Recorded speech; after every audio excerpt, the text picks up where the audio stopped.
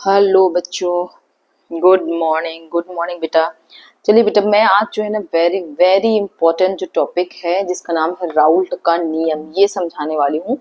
और ये जो है अपना विलियन चैप्टर 12th क्लास में जो विलियन चैप्टर है उसका लेसन 2 विलियन चैप्टर, उसमें का ये राउल्ट का नियम जो टॉपिक है ये वेरी इंपॉर्टेंट है। 2020, 2021, 2022 तीनों में पूछा गया था और ये वेरी वेरी इंपॉर्टेंट है। ध्यान से समझेंगे कि ये नियम क्या है और इसका गणितीय स्वरूप या इसका लास्ट में एक हम गणितीय व्यंजक निकालते हैं, फॉर्मूला निकालते हैं, वो कैसे निकलेगा इसके बारे में आज अपने को समझना है। ठीक है, ध्यान से समझिए और ध्यान से समझने के बाद इसको आप तुरंत प्रैक्टिस कर लीजिएगा तो एकदम से आपको अच्छे से याद हो जाएगा। ठीक है, तो चलिए देखते हैं राउल्ट का नियम। राउल्ट का नियम क्या होता है ये अपन देखते हैं। तो थोड़ी जगह की कमी ना हो इसलिए अपन थोड़ा सा बोर्ड को पूरा क्लीन कर देते हैं मैं आपको। ठीक है, यस। तो अपने को देखना है बेटा राउल्ट का नियम। यस, अब ये राउल्ट का नियम क्या कहता है, राउल्ट नियम क्या है या किसकी जानकारी देता है, पहले अपन ये देख लेते हैं। तो बेटा आप ध्यान देंगे यहाँ पर राउल्ट का नियम जो ये कब कंडीशन लगेगी या ये नियम कब है, जब किसी अवाष्पशील द्रव में जब किसी सॉरी है ना, मैं बोलने में मिस्टेक होगी। जब किसी वाष्पशील द्रव मतलब कोई लिक्विड या जो द्रव पदार्थ है जो कि क्या हो, वाष्पशील हो। जैसे कि अपन बात करते हैं पानी। पानी क्या है, वाष्पशील है। वाष्पशील मतलब ऐसा पदार्थ या ऐसा द्रव जिसकी वाष्प बन सकती है, उसको हम बोलते हैं वाष्पशील। ओके, तो सपोज हम वाष्पशील पदार्थ के रूप में द्रव या जो जिस द्रव का नाम है पानी वो लिए, और उस द्रव में यदि हम कोई अवाष्पशील पदार्थ मिला देते हैं, सपोज शुगर या शक्कर, ठीक है, तो क्या हुआ, हमने द्रव जो लिया वो वाष्पशील है और उसमें कोई अवाष्पशील पदार्थ मिला दिया, मतलब जिसको अपन शक्कर बोल रहे हैं वो क्या है, अवाष्पशील पदार्थ है। तो ऐसी सिचुएशन को राउल्ट के नियम ने बताया कि जब किसी वाष्पशील द्रव में कोई अवाष्पशील विलेय पदार्थ मिला दिया जाता है तो विलायक का वाष्प दाब क्या हो जाएगा, कम हो जाता है। फिर से रिपीट कर रही हूँ, वाष्पशील द्रव होगा जिसको हमने पानी बोला, वाष्पशील कोई द्रव पदार्थ होगा और इसमें हम क्या मिला रहे हैं, अवाष्पशील कोई पदार्थ यदि मिलाएंगे, अवाष्पशील पदार्थ मिला दिया जाए जिसको मैंने बोला शुगर या शक्कर या कोई भी ऐसा पदार्थ जिसकी वाष्प नहीं बन सकती, उसको बोलते हैं अवाष्पशील, उसकी क्वालिटी को बोलते हैं अवाष्पशील। एग्जाम्पल के लिए मैंने शक्कर बताया। ठीक है, तो यदि जब इन दोनों को मिलाओगे ना तो जो विलयन तैयार होगा बेटा, जब इन दोनों को मिलाने के बाद जो विलयन तैयार होगा वो उसको जब बॉईल करेंगे तो उसका वाष्प दाब का मान, प्रेशर, वाष्प दाब का मान घट जाएगा या कम होगा। समझ में आई बात। या एक और अपन ऐसा बोल सकते हैं कि कोई प्लेन द्रव है, शुद्ध द्रव है, शुद्ध पदार्थ है, शुद्ध द्रव पदार्थ है, उसको जब गर्म करोगे तो उसका वाष्प का मान ज्यादा होगा, वाष्प ज्यादा बनेगी। और दूसरा सिचुएशन ये कि जब उसी द्रव में अपन ने अवाष्पशील पदार्थ मिला देंगे तो उसका वाष्प दाब का मान घट जाएगा, मतलब वाष्प कम बनेगी। मतलब एकदम प्लेन वाटर, प्योर वाटर को जब आप गर्म करोगे ना बेटा तो उसकी वाष्प ज्यादा बनेगी। ठीक है, और यदि एक और पात्र ले लो और उस पात्र में आपने, ये प्लेन वाटर है, ये क्या है, ये प्लेन वाटर है, इसकी वाष्प का मान ज्यादा होगा, वाष्प का मान ज्यादा होगा माने वाष्प दाब का मान भी ज्यादा होगा। Situation number 1। सिचुएशन नंबर 2 कि जब हमने पानी के साथ में क्या मिला दिया, शक्कर मिला दिया, शक्कर मतलब अवाष्पशील पदार्थ को मिला दिया, तो ये सिचुएशन नंबर 1 है और ये सिचुएशन नंबर 2 है। सिचुएशन नंबर 2 में हमने क्या मिला दिया, ये अवाष्पशील पदार्थ को ऐड कर दिया। जब अवाष्पशील पदार्थ को ऐड करोगे और इसको बॉईल करोगे, गर्म करोगे तो इसकी वाष्प कम बनेगी और इसी कारण इसके वाष्प दाब का मान घट जाएगा। समझ में आ गई बात। तो सिंपल सी बात समझनी है कि यदि किसी द्रव में अवाष्पशील पदार्थ मिलाते हो तो उसके वाष्प दाब का मान घट जाता है। समझ में आई बात। मैं एक्चुअली एकदम क्लास जैसे समझा रही हूँ, है ना, यूट्यूब क्लास जैसे फॉर्मेलिटीज की क्लास होती है वैसा नहीं है, इसलिए मैं बार बार बोलती हूँ, उसमें आपको बहुत अच्छे समझ में आएगा और याद भी रहेगा। ओके, तो ये अब यहाँ पर अब बोल रहा है कि वाष्प दाब जो घट रही है वो उसके बीच क्या रिलेशन है वो समझेंगे। तो आपको एग्जाम में जब राउल्ट का नियम पूछेगा तो जो मैंने अभी बताया इतना लंबा चौड़ा मैंने इसलिए बताया ताकि आपको कॉन्सेप्ट समझने में आसानी हो। ठीक है, तो आप लिखेंगे क्या, आप लिखेंगे विलयन में, राउल्ट का नियम क्या कहता है कि विलयन में उपस्थित विलायक का जो वाष्प दाब है, जो विलायक का वाष्प दाब है मतलब प्रेशर, विलायक का जो प्रेशर है ना, विलायक का जो वाष्प दाब है विलयन में विलायक के मोल प्रभाज के समानुपाती होता है। या इसको एक और कंडीशन में दिया हुआ है, राउल्ट के नियमानुसार विलयन में उपस्थित विलायक का वाष्प दाब विलयन में विलायक के मोल प्रभाज या मोल अंश के समानुपाती होता है। मतलब क्या बताया यहाँ पर बताया गया है कि P equals to P A.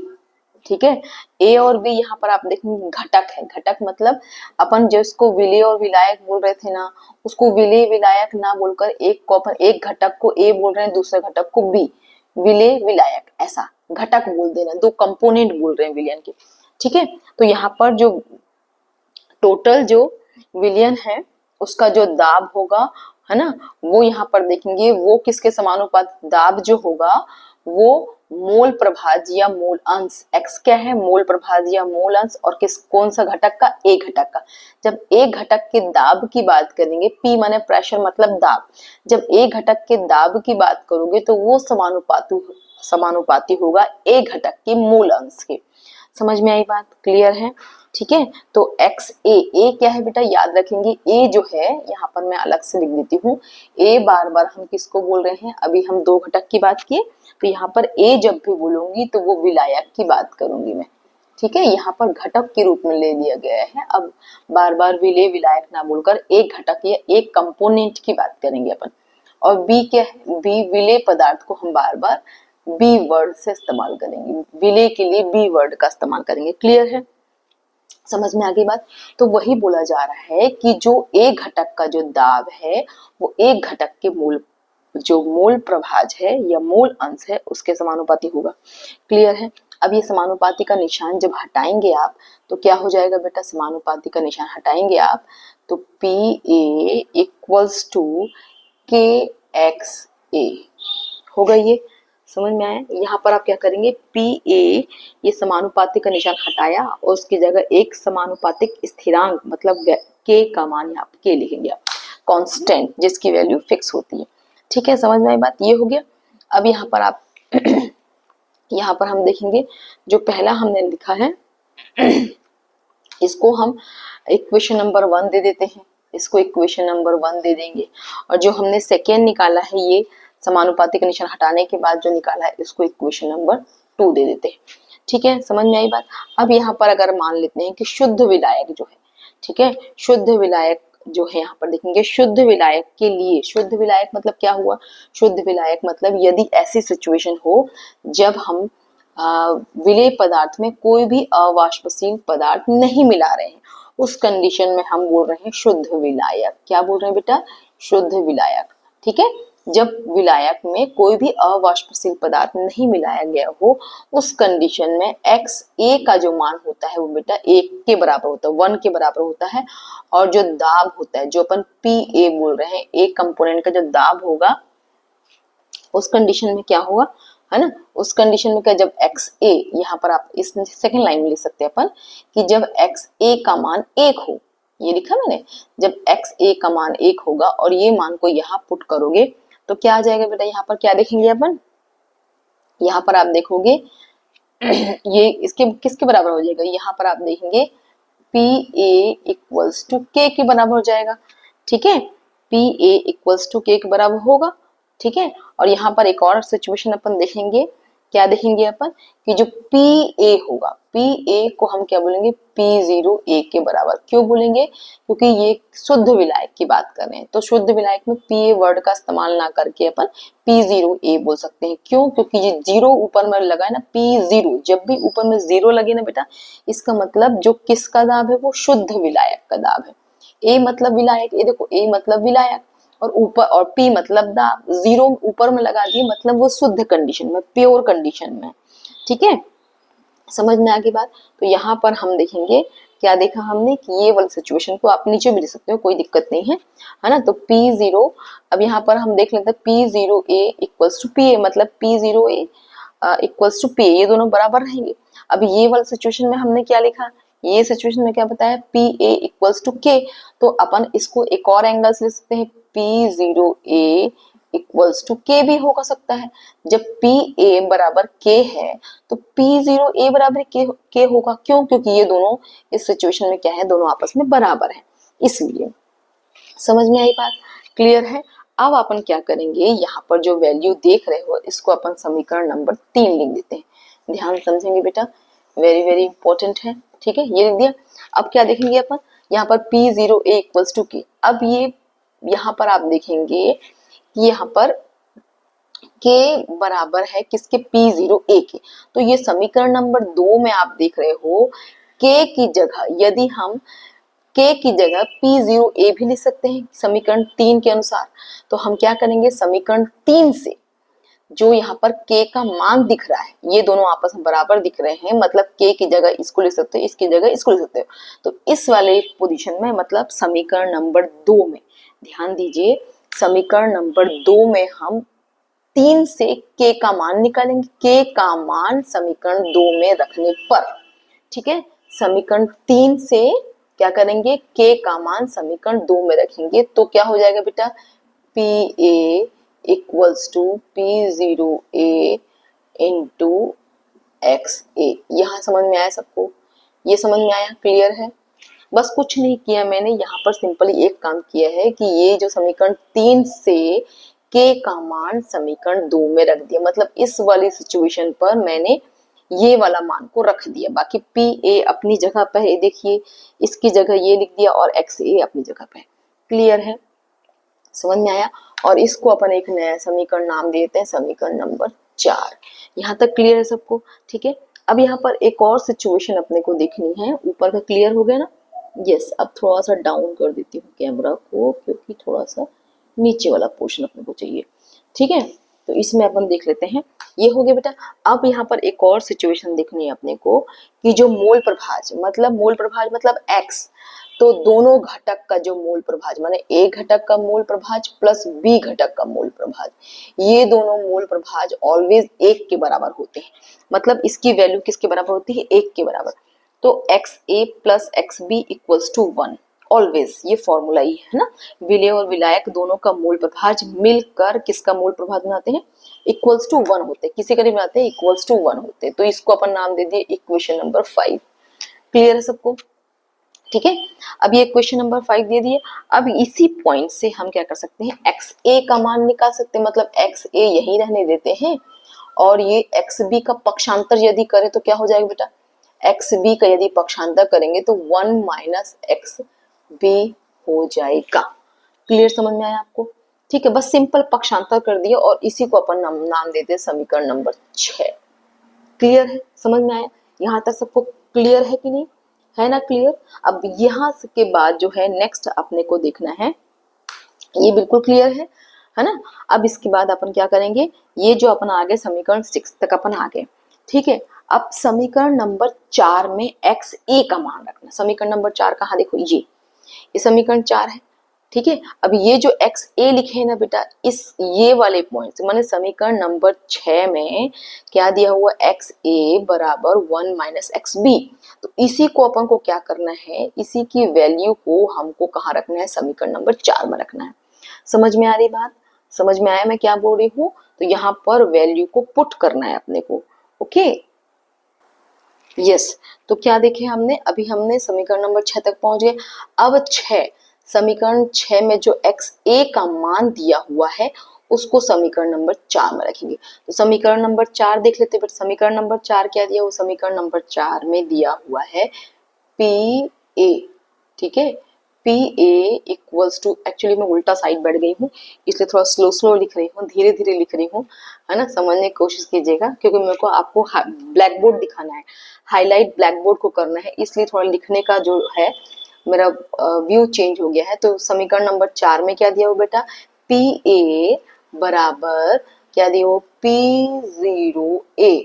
ठीक है, अब XA जो दिया हुआ ना समीकरण 4 में XA दिया हुआ है, अब इस XA की जगह हम यहाँ पर करेंगे XA का मान रखेंगे समीकरण 6 से। तो समीकरण 6 में XA का मान कितना दिया हुआ, 1 माइनस XB दिया हुआ है। समझ में आया?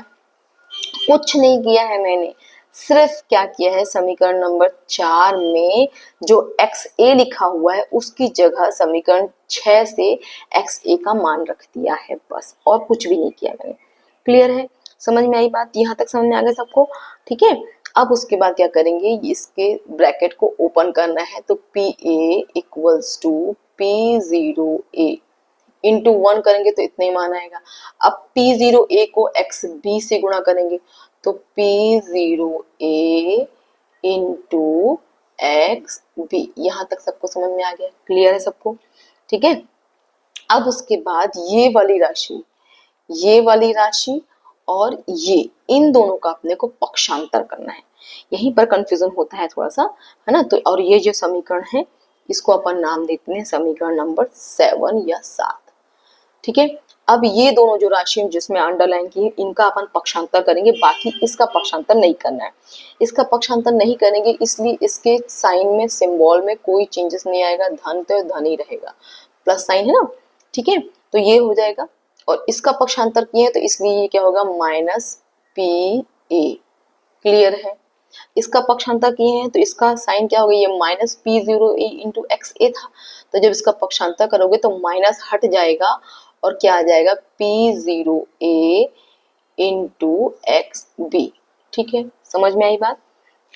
अब हमको क्या करना है, XB का मान निकालना है।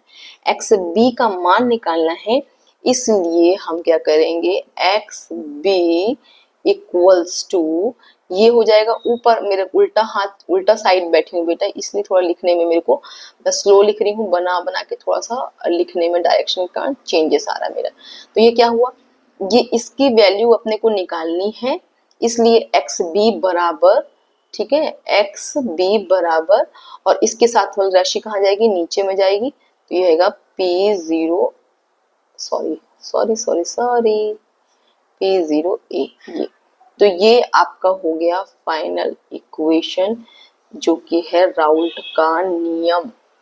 ठीक है, समझ में आया? तो ये P0A माइनस PA क्या है, ऑलवेज याद रखना, जब भी P0 बोल रहा है और A बोल रहा है, इसका मतलब होता है A घटक जो है ना उसका शुद्ध अवस्था में दाब, P मतलब दाब, A है घटक का नाम, और ऊपर में 0 है मतलब शुद्ध अवस्था। जैसे पानी प्योर वाटर है तो उसका दाब को P0A बोलेंगे, और यदि उसमें शक्कर मिला दिया गया है या उसमें कुछ अवाष्पशील पदार्थ मिला दिया गया है तो उस कंडीशन में उसके दाब को अपन बोलेंगे PA।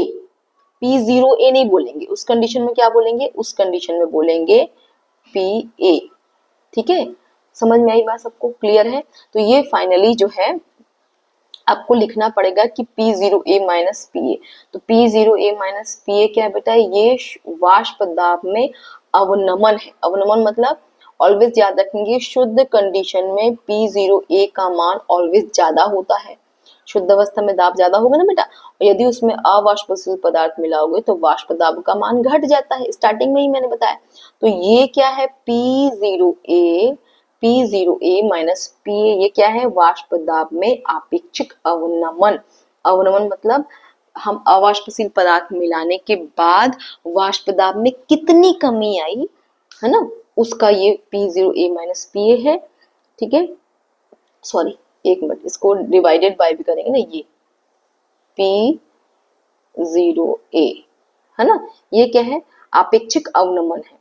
ठीक है, और सिर्फ P0A माइनस PA लेंगे तो वो उसके डिफरेंस बस होगा, कितना आया है, कितनी कमी आई है वाष्प दाब में, वो होगा P0A minus PA upon P0A का मतलब क्या है, वाष्प दाब में आपेक्षिक अवनमन, वो किसके बराबर है, XB के बराबर है। माने X मतलब क्या है, मोल प्रभाज, B क्या है, B घटक के मोल प्रभाज के बराबर रहेगा।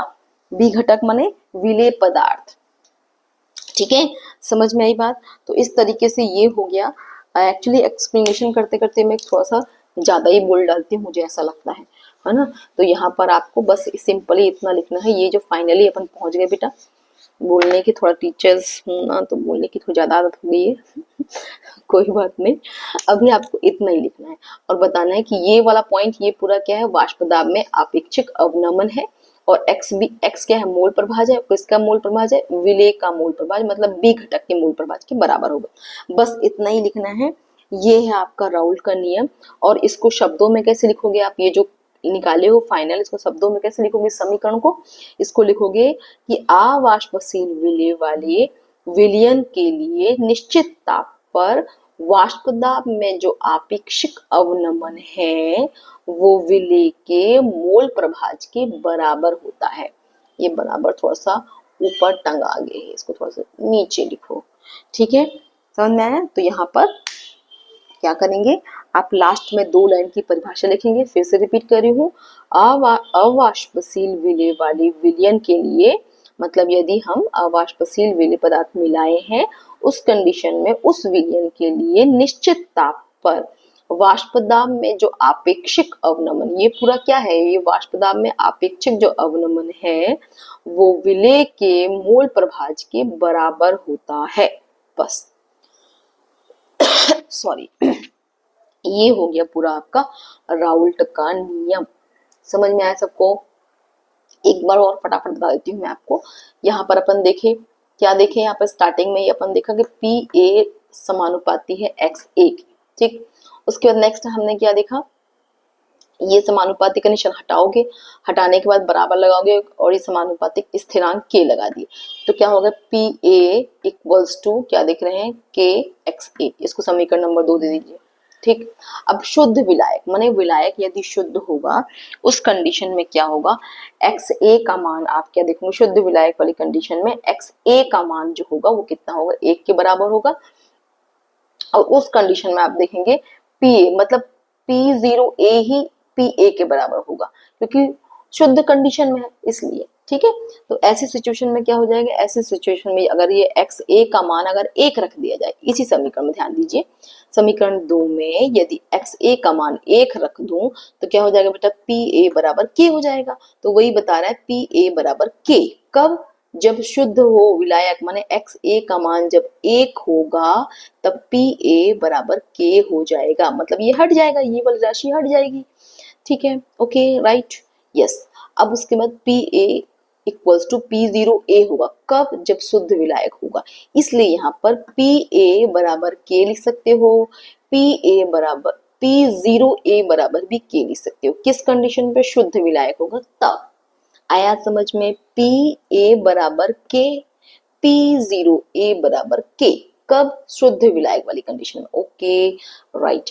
अब ये समीकरण नंबर 3 जो हमने लिखा, इसका मान हम कहाँ रखेंगे, इसका मान हम रखेंगे समीकरण नंबर, बताइए कहाँ रखेंगे, समीकरण नंबर 2 में रखेंगे।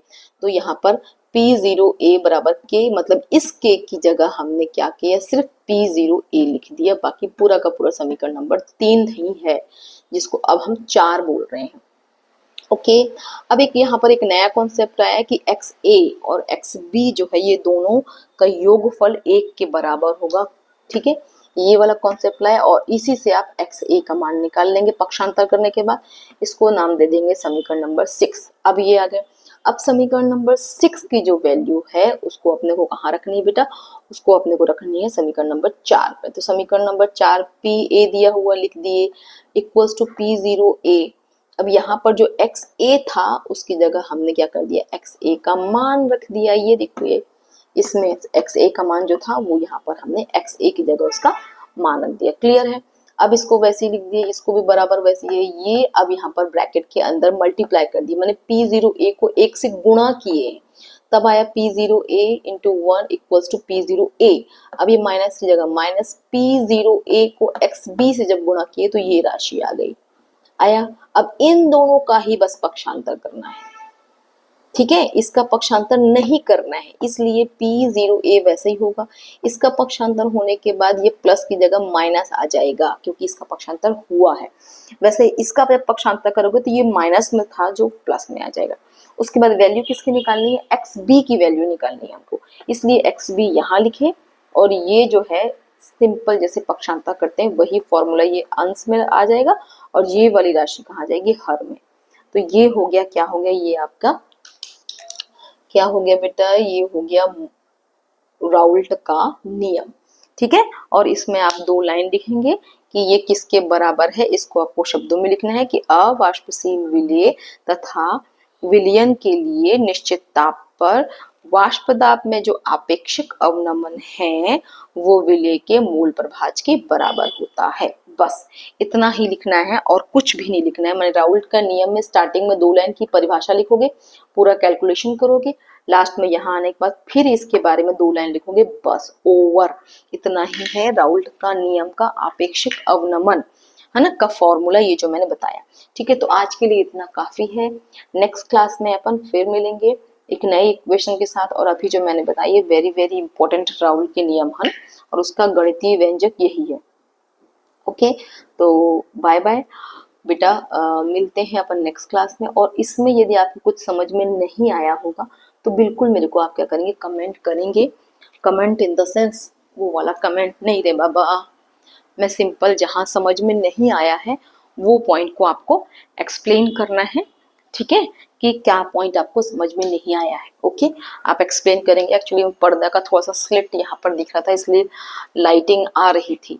ओके, समझ में आया सबको। तो इसको आप चाहो तो एक बार आपकी बुक में जो है सेम मैंने ये जो मैंने कैलकुलेशन समझाया है वो प्रबोध की बुक में एज इट इज दिया हुआ है एकदम, जो मैंने वर्ड टू वर्ड पूरा प्रबोध की बुक से मैंने पेज नंबर 75 में दिया हुआ प्रबोध की न्यू बुक में। तो चाहो तो आप पूरा सेम मैंने समझाया है आपको।